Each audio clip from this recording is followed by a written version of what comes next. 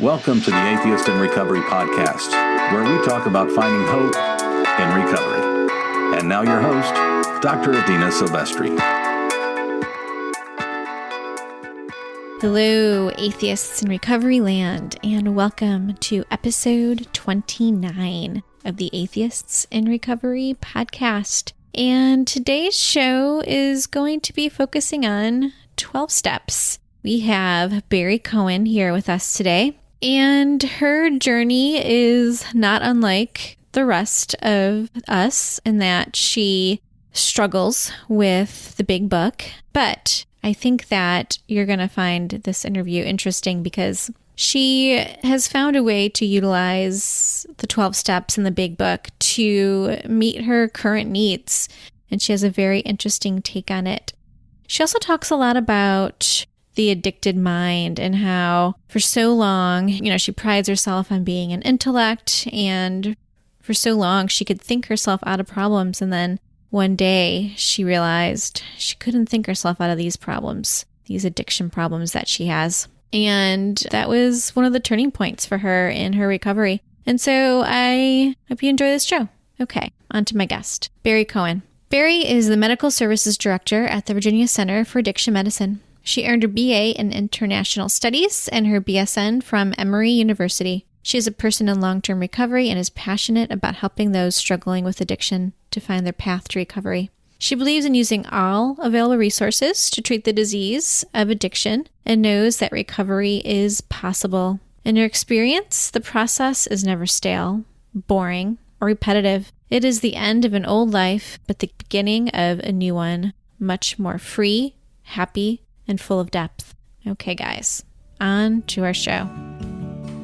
Bari Cohen, welcome to the show. Hi, good morning. Good morning. So I thought we would start this conversation by inquiring about your spiritual background from childhood. I feel like I didn't have a strong spiritual background. I grew up in New York, and my family is Jewish. And I went to Hebrew school and I had a bat mitzvah. I learned like the prayers, the traditions were very culturally Jewish, more than observant in a religious way. But talking about God or a higher power and having that as part of my family life, that's not the way I was raised. A strong sense of being Jewish as like my culture and my history, but not in the religious sense. And it didn't feel very personal, like a God relating to me didn't feel very personal, but I was part of that community for sure. And that's how I identified. But I think that I had more of a sense of just trying to develop my intellect and my, whatever my talents and with school, using that as my springboard into what my future was going to be. I am the master of my future type of thing. And that's the way my family, my extended family, that's the way that I was brought up. And so I didn't really have a real tie. I didn't necessarily not think that there was a God out there, but I just didn't feel the connection. I thought about it. I guess I thought things like, well, maybe God was more active in times of the Bible when that seemed to be more of a, he or she made himself known more, but it didn't feel very relevant to me. In your family, did they also feel that way, or was it something that was pushed on you early on, or? No action or teaching about God in my family. It was just sort of a given that you went to Hebrew school, that you went to temple on the important holidays, but on a day-to-day basis, it wasn't part of the conversation. It wasn't part of how we viewed our lives being guided or that we were a part of that. It just wasn't even a factor in anything. Okay. So maybe now you could talk a little bit about your recovery journey and how those early influences informed your journey. Yeah. So when I was a smart kid, I was a high achiever. And I wanted to do well in school. That was part of my identity. And I knew that would help me do well in life, supposedly. And so I put a lot of emphasis, and I was lucky to be smart and be successful in that area. So my goal was to go to a good college, which I did. But I was also a perfectionist. I put a lot of pressure on myself. My parents weren't college educated. I put a lot of pressure on myself to do well and to excel in that area. And I also I was unsettled inside. Like, I can remember I wanted to become president of my class in high school, and I worked towards that, and it was all the focus. And then I was elected president, and I was like happy for half a day. And then there was this thing that picked up again inside of like, okay, so what next? Like, and when I was in high school, it was a matter of like, well, I'm going to be happy and settled and feel okay when I'm in college. Like, but every time I achieved something that I had set for myself, even if they were realistic goals for, a teenager in high school, I would get there, and then I'd be satisfied for just a very short period of time. And then I was unsettled again. There was never a point where I felt like I was often like looking for other things. What do I need to do next? Or what about me? Do I need to change? If I change something, I'll be happy. I struggled with being a little bit of overweight. I was never terribly overweight, but when I decided that I was going to get focused on losing weight, I finally did it. I started probably when I was like 14. I went on Weight Watchers, and then I'm like, hey, I'm good at this. I kept going down. I mean, I probably only had about 20 pounds to lose, which is not terrible. But then when I got down to that, I'm like, this is easy. I think I'll keep going. And I'm like, I just wanted to be the top of everything. So I wanted to be the skinniest, the smartest, the this, and so my weight loss kept going, but I kept thinking, no, I look good. That was my first experience with a real, like, not being able to control what was happening with food. And I became anorexic. Let me interrupt you for 1 minute. How old were you then? I was probably 14 to 15. Okay, thanks. And then I was very, very thin, but I was still functioning okay. But I looked bad. My hair was kind of falling out. I didn't look good, and everybody was telling me that. And I was like, well, you can never be too skinny or too rich. That was my philosophy at that point. I've heard that philosophy in my own family. Exactly. And it's all funny until it's not funny, and it's not funny. Right. Yeah. And that's what happened. And so I also could not maintain living and thinking and succeeding in school on like 700 calories a day. And there was a point where I snapped and I binged and I was really panicky, but I had been so hungry and I just couldn't maintain it anymore. And I binged, and I'm like, okay, that's never going to happen again. And then it happened again. And then I started binging, and I was in a total panic of gaining all that weight back. And it was in health class, which is unbelievable, like in 10th grade, maybe in health class, that we just were talking about eating disorders and diet and everything. And we saw some film about bulimia. And I could remember talking to the teacher after and saying, that film would like teach you how to be bulimic if you were, had a eating disorder. And he looked at me and he's like, that's like saying a film about a murder mystery would teach you how to kill someone. He's like, there should not be any connection there between that teaching you something. But it did. It taught me how to. But it did. Yes, it did. It taught me. And then I started. Interesting. Yeah, it was really, he saw it like right away, like what a weird connection I was trying to make there. But so the next time I had that, I couldn't control myself and I binged, I tried making myself throw up. And then that started my bulimia. And I knew though, like 3 months, I didn't go a long period of time, 3 months of doing it. Like at first I think I'll do it this time and then I won't do it again. And I didn't have control. And I went to my parents and I said, I need help, I'm doing something wrong here. And this is what's happening. And they took me to the pediatrician, and he recommended this doctor that was like kind of an eating disorder type clinic. There was a doctor, they had nutritionists, there was a therapist, and I started going to them when I was in high school. And I went like once a week, and it was good to have people to talk to about that, but I didn't really change anything with my behaviors with that. I still struggled, sometimes a little bit better, sometimes a little bit worse. And that became like my stress release for this perfectionist of, the pressure I was putting on myself with school. I didn't have a good coping mechanism. And my dad is very strong-willed, and, that generation of if I told him what was upsetting me, his answer was, don't let it bother you. Like, he's trying to be helpful, but it was like, don't let it bother you.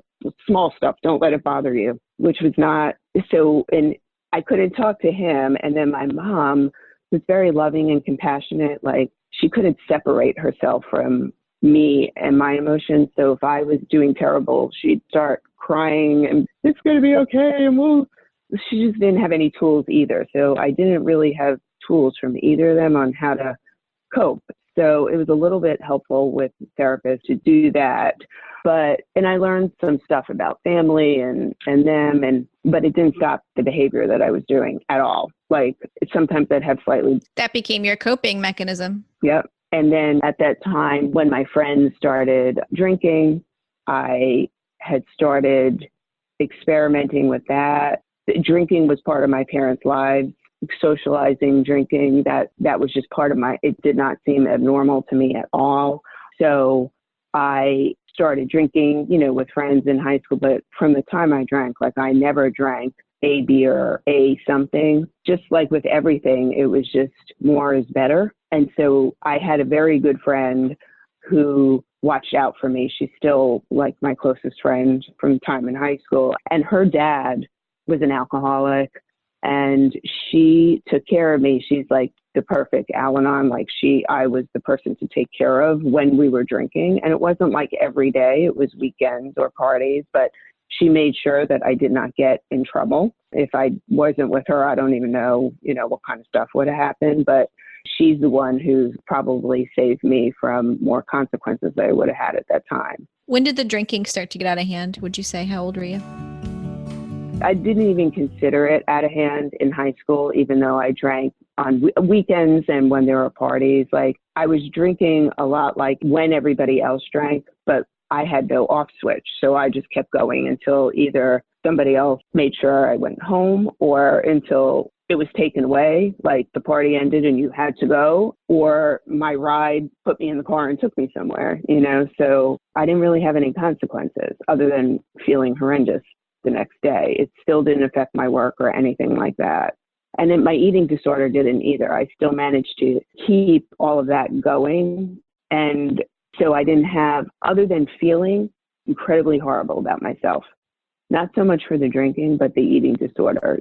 People would be very complimentary about, I'm a good student, I'm reliable, all that kind of stuff. And always the feeling was, okay, maybe, but if you knew what I was doing, I was binging and purging, probably at least 5 times a week, which again, like when you put me on a scale with other people who have eating disorders, it wasn't that bad, but the feelings of like shame and disgust, that I had, I mean, it was really bad. And I kind of bumped through high school like that and still graduated with honors. And I got into college, and that was a really exciting time. And I went, as I said, I'm still in New York, and I went to school in Atlanta. I went to Emory University, and when I got there, like in a new environment, when things were exciting, some of these things calmed down a little bit as I was kind of reorienting myself. But then once I got comfortable, it would start up again.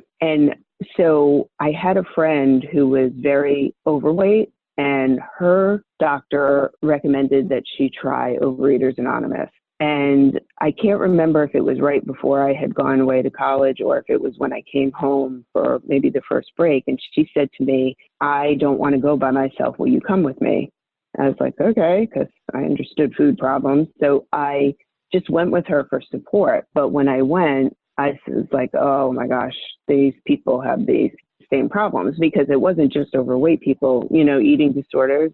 I know, it's the spectrum. So it doesn't matter whether I'm not eating or whether I'm binging. It's the same obsession with food and the same focus of trying to control things, and just, your life, your head, your thoughts revolving around eating, not eating. It's just all consuming. It's an addiction. It is an addiction completely. And it became a total dysfunctional coping mechanism, a distraction. All your energy goes into planning, eating, vomiting left me exhausted. getting up, trying to do it again. It was just, there was not time for anything else. So I understood that piece, that it didn't matter which end of the spectrum I was on, because I had been skinny and obsessed, and I had been overweight and not been, so it didn't matter. It's just a continuum, and I was on one end at that point and she was on the other. But when I'm like, this feels like a good place to be. And so I started going, but I was traveling back and forth between school and home, 3 months in one place, 3 months in another.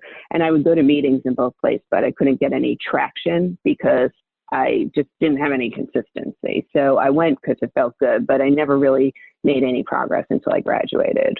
Okay. And with the eating and with the alcohol, because, and God, the things that we have here today, like VCU, Ramps in Recovery, and sober living on college campus, like what a gift, because to try to do that as a college student living in the dorm, I was not ready and I could not do it. And there were times when I tried to stop drinking and I tried to stop all this and try to work the program, but it was sort of secretive. Like I'd pull my phone into the hallway and try to have a conversation with somebody from it just was not a good setup for me to be able to. And because I kept getting good grades, it never appeared to anyone that I was struggling so badly. So just to interject, I want to let the audience know about Rams in Recovery. They have recovery meetings on campus at the college campus, and they also have sober living on the campus as well. Correct? Yes. It's a great resource. It is. Activities. They do activities together. And for anyone, it's not like this, this sequestered kind of secretive thing if you are not drinking. Like it's great for people who are in recovery, want to find out about recovery. They have peer support. It's just a really great thing. And it's a gift for people in this day and age. And other campuses do it too. Obviously, just being here in Richmond, I would know about that one the most. Yeah, and I'll link to that in the show notes for everyone to check out. All right, so let's go back to you've graduated college and you finally have some consistency. Did you then start going to meetings, or how did the step work enter your life? Yeah, I never had stopped going to meetings, but I didn't really do a lot of step work or work with any of that. I think that when I graduated, I stayed in Atlanta and I got a job. I was trying to figure out what I wanted to do next because I got a degree in international studies, which I did not want to do anything with as far as professionally. So I went to meetings, and it took me a year after college to finally start getting relief. I worked the OA steps through that book and those workbooks. And it took like a year until I finally was able to stop purging. And that was like 1992. And I've never purged again since that time. My food has changed over time. I thought at that time I knew, I'm like, I just need to stop this. I don't care what else happens. I just need to stop this. And then other things happen with food. Like I just continued to not have, some people they walk into those programs and they're like, I eat 3 meals a day, nothing in between. And that's their abstinence from that time on. I didn't have that experience. It changed over time, and basically my eating got healthier, I think, over time. And it changed as my needs changed, I guess, but I was always sort of in control, trying to say, or thought I was in control, trying to say, I want my food to look this way, or I want my food to look that way. And there were people back then who didn't eat sugar or flour or wheat. And I'm like, I will never be able to do that. I can't do that. I don't want to do that. It seems unreasonable. I need to figure out moderation, and it's like, I won't have it in the house. I'll only eat it when I'm out. I'll do this. I won't eat it after 8. It's like every kind of control that I was trying to, because I just kept clinging to, I can moderate it. That sounds very familiar. Yeah. Yeah. And there probably are some people who can, and I wanted to be in that category. I did not want to be in the category of people who are just like, I can't do it. I could not believe that was, and I didn't want to. And so I struggled. It wasn't the worst thing in the world. It was like the struggle so many people have that we all talk about, like, oh my gosh, like once I start eating bread, it's my weakness or this or that. But so honestly, like 26 years of that, but still things getting better all the time, like never as bad as it was 26 years ago, what in the past 4 years, probably the things that I was eating then and the way I was eating, if I had done that 26 years ago, I would have been thrilled. But 4 years ago, after kind of continuing to recover, it was too uncomfortable and I couldn't do it anymore.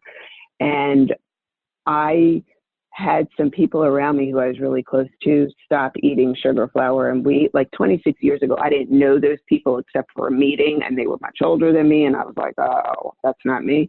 But people close to me stopped doing it, and I watched them be able to not do it and travel to a foreign country, celebrate great things in their lives, be hospitalized for surgery, and still be able to do that and not have it be that they were living in some kind of shell. And so I kept looking at that, and then I tried it once or twice, but it was like this white knuckle, and I was miserable. And I managed to last 8 months one time, and I said, if I'm going to be this miserable, I may as well eat.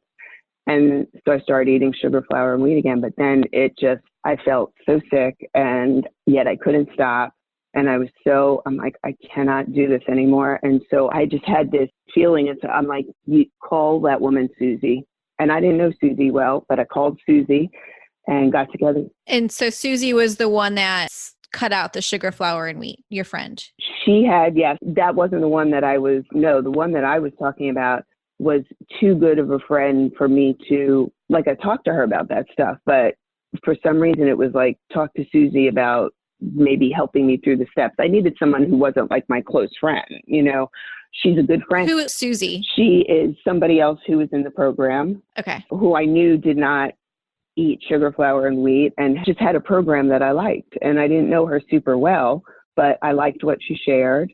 And I just had this, and so I called her and I said, I just need to talk to somebody. I need some advice. And we got together, and she told me about how she had worked the steps out of the big book in a certain way. And I was like, can I do that with you? And that started this new experience for me, because I had worked the steps over the years, both in OA and in AA. But I worked sometimes a little bit. I read the big book. I was familiar with it, but a little bit in the big book. I'm often in those workbooks that you can get for step work, whether it was Hazelden or there's different companies that'll have questions so that you could do step work that way.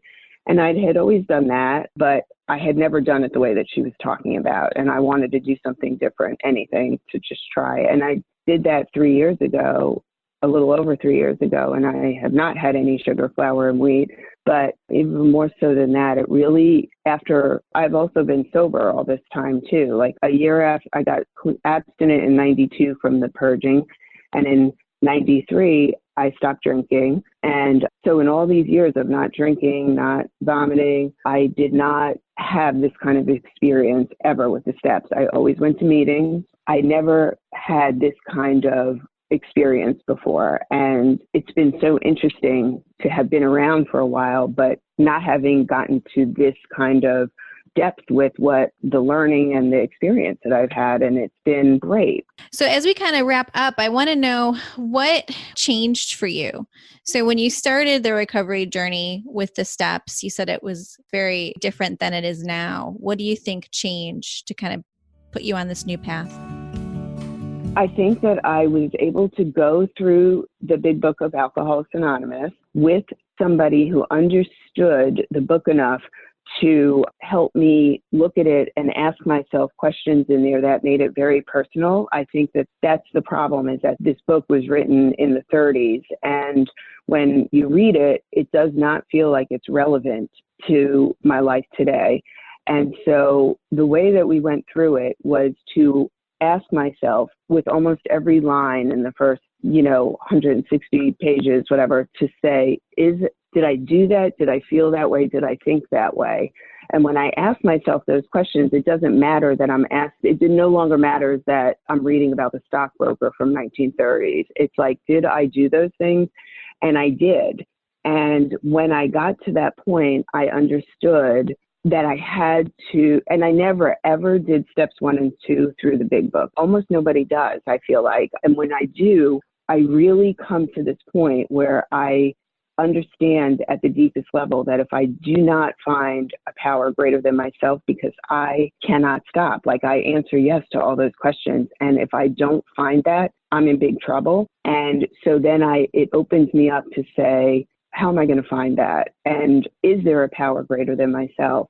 And to not get stuck on the fact, because there is clearly a power greater than me. It's food. So at that point, or alcohol, people who say, I don't believe in God, I'm like, okay, but you're serving a God. It's a bad God. It's a lower God, but that is your master.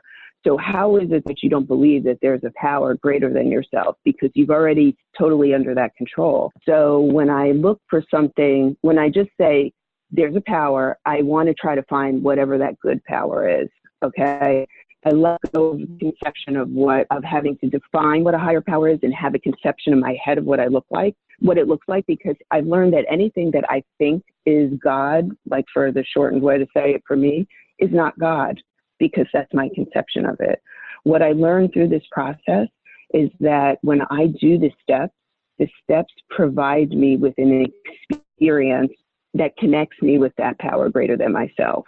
I don't do the steps just to check off I did step 1, step 2, step 3. It provides me with an experience where now I am connected to this power, whether it's the potential in me, the good potential in me that was smushed down by my sickness, my restlessness, whether it's that, whether it's a good spirit in the universe. My first sponsor in AA was a big Star Wars fan, and she's like, I just wanted to connect to, Me too. Yeah, and that worked for her. And I was like, I get that. And when I stopped worrying about God and what is it, and just to have the experience to connect with it, that's when things also changed.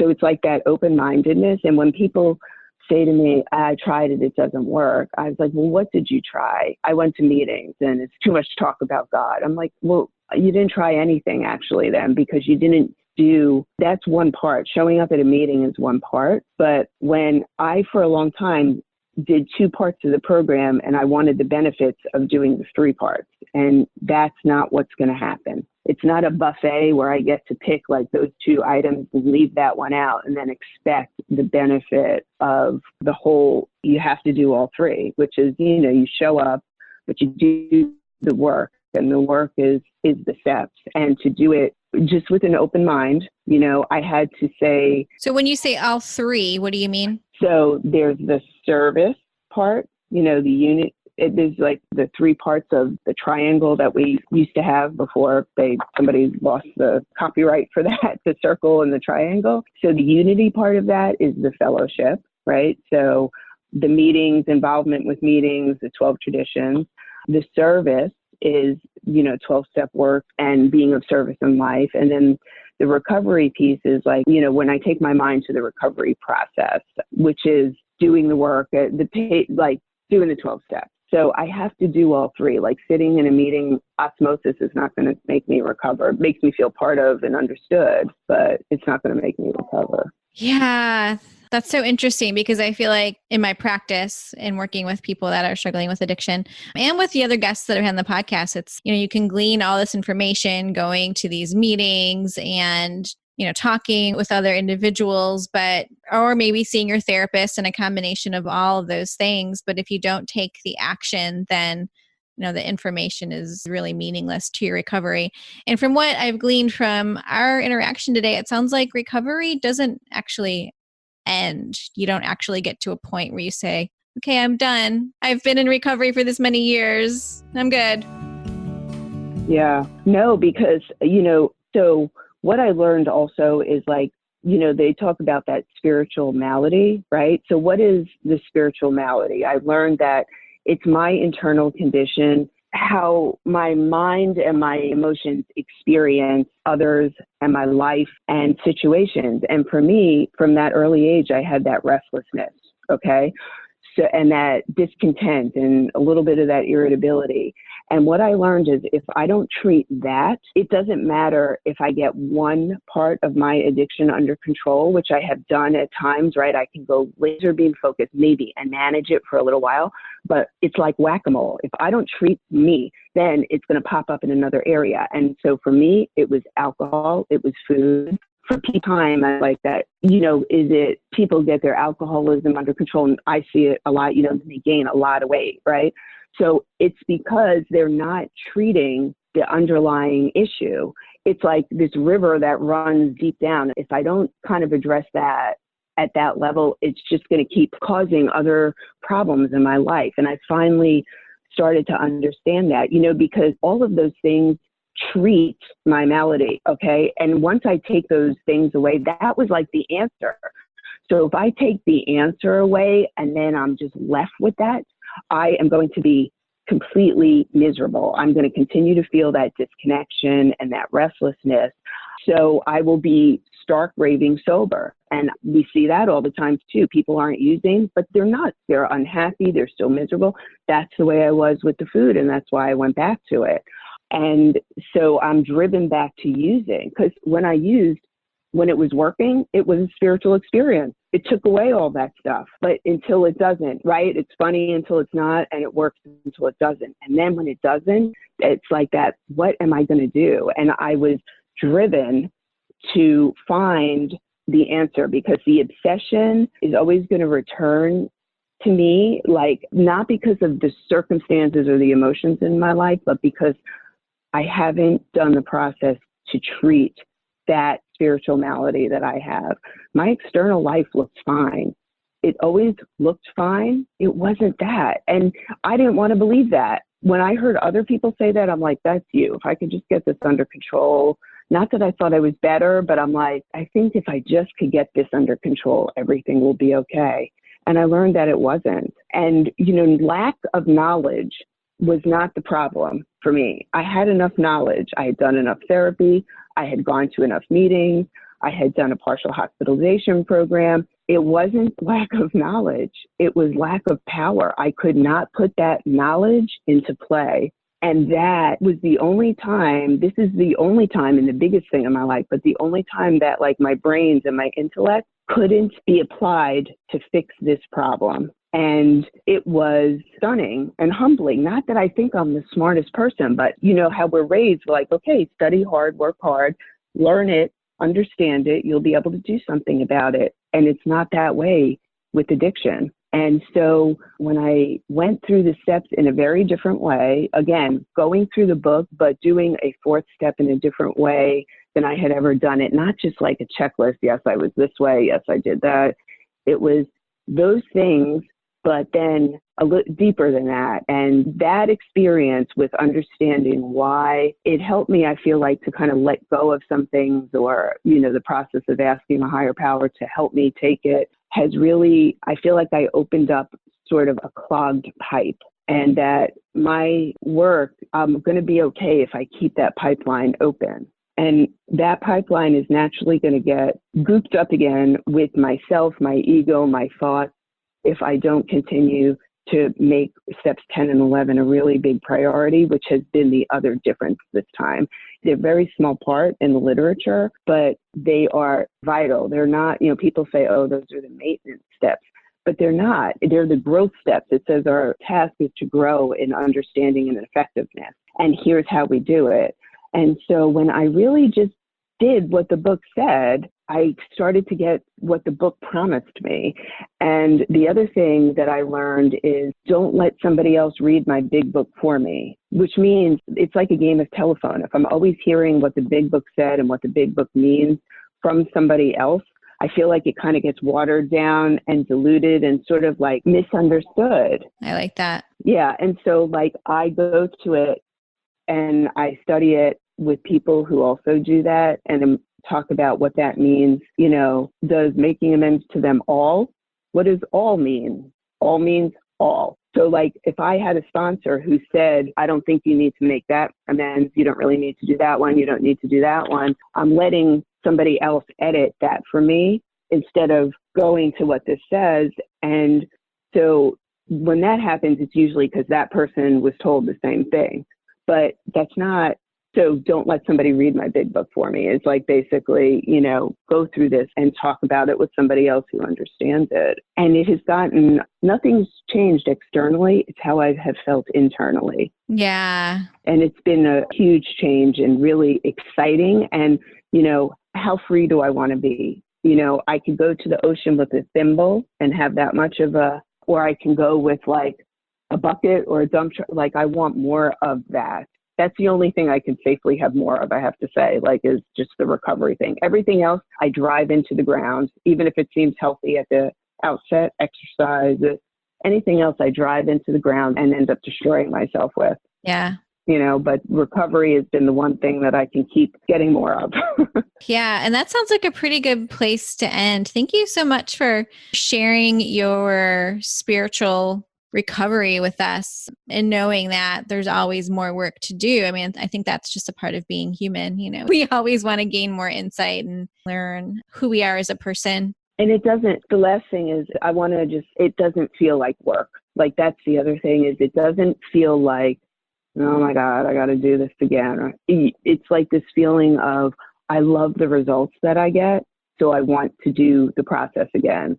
I love the results that I get from the study with people. I love the results that I get from doing the steps again. Now, sometimes it's uncomfortable in the moment, but the results are always positive. So it doesn't feel like this trudge of like, oh my God, I don't want to have to go. I've done this a million times. It's always a different experience. And so it doesn't feel like, man, I need to graduate and go on to find something better, big. I can do a lot of things along with my recovery, and I do. I do therapy. I have done therapy, yoga, this, that, but I don't replace it. It's always along with, not instead of. Okay. And that has been really a good thing for me to remember too. So thank you so much for asking me to do this. Thank you. And what are some of the best ways that people can find you? My email address is just barrycohen5@gmail.com. And on Facebook, I'm under Barry Cohen. And, email, give me your number, tell me if you want me to call you. And that's probably the easiest way. Okay. Yeah. Well, thank you for being so generous with all that information as well for our listeners. Yeah. All right. Well, thanks again so much. Thank you. Bye. Bye-bye. Thank you for listening to the Atheists in Recovery podcast. For more great info and to stay up to date, head over to atheistsandrecovery.com.